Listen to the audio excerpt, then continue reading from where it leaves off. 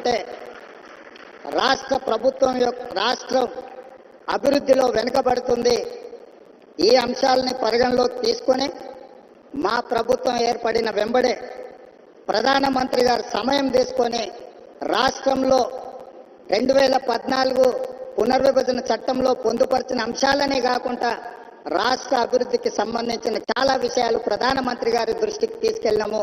వారు సానుకూలంగా స్పందించి తెలంగాణ రాష్ట్ర అభివృద్ధిలో అత్యంత కీలకమైన స్కైబేస్ కంటోన్మెంట్ ఏరియాలో దాదాపుగా 190 ఎకరాల స్థలాన్ని కేంద్ర ప్రభుత్వం రక్షణ శాఖ మంత్రి ద్వారా ప్రధానమంత్రి గారు రాష్ట్ర ప్రభుత్వానికి బదలాయించారు. వారికి రాష్ట్ర ప్రభుత్వం తరఫున కృతజ్ఞతలు తెలియజేస్తున్నాం. అదేవిధంగా పీయూష్ గోయల్ మంత్రి గారికి కూడా మేము రిప్రజెంట్ చేస్తే టెక్స్టైల్ యూనివర్సిటీని కూడా టెక్స్టైల్ కాలేజ్ను కూడా ప్రారంభించుకోవడానికి ప్రత్యేకమైన అనుమతులు ఇచ్చిండ్రు ప్రధానమంత్రి గారికి. ఆ విషయంలో కూడా రాష్ట్ర ప్రభుత్వం తరఫున మేము కృతజ్ఞతలు తెలియజేస్తున్నాం.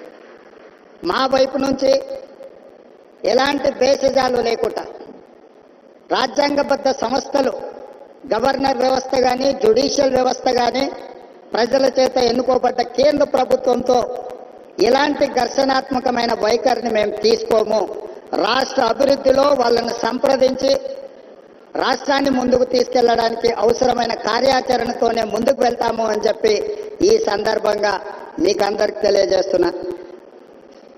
नरेंद्र मोदी जी हमारे हिसाब से प्रधानमंत्री का मतलब हमारे बड़े भाई के जो मदद रहे तो ही हर प्रदेश के मुख्यमंत्री उनके क्षेत्र में वो कुछ तरक्की कर सकता है, कुछ डेवलपमेंट को आगे ले सकता है.